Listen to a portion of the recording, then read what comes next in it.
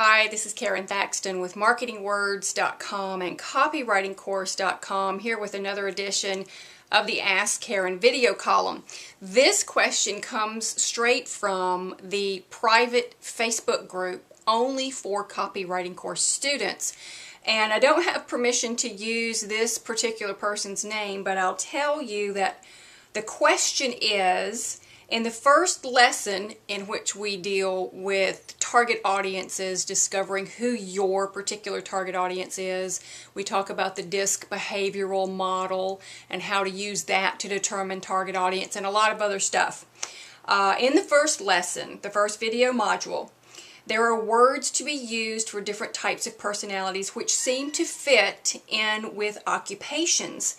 Which type would you use in non-work areas such as for pet lover niches?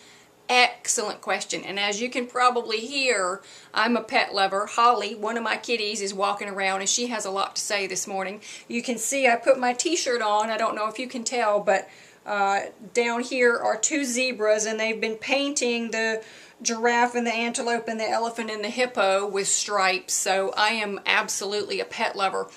And this person is right. There's not a lot of information out there that deals with hobbies or passions or things that people like to do. Most of what we have available is in fact related to professions.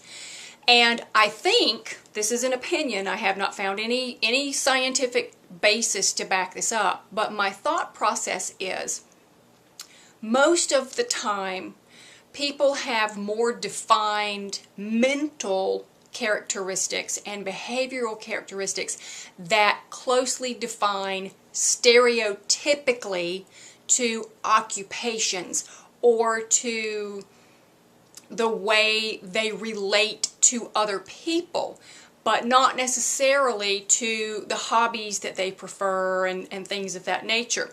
I have seen very loose studies, I don't even know that you would call them studies, about your favorite flavor of ice cream, telling things about your personality, and perhaps with pet lovers that might be the same too. But generally speaking, there's nothing out there that I have found so far that would give you concrete data about pet lovers. And I'll give you an example. I am a hardcore pet lover, have been my entire life. There is a man that goes to our church who is also a hardcore pet lover, would give his left arm if it would save one of his pets. No questions asked. The two of us couldn't be more different. Absolutely night and day when it comes to everything. There are no common denominators except for being pet lovers. But what you can do, and what I do when I'm writing copy for clients, is look for the common denominators. If being pet lovers is the niche, which in this particular question from the copywriting course student it is, then you look for ways to connect what we know with how people behave in certain situations, maybe what you've learned from the DISC behavioral model, to the common denominators about pets.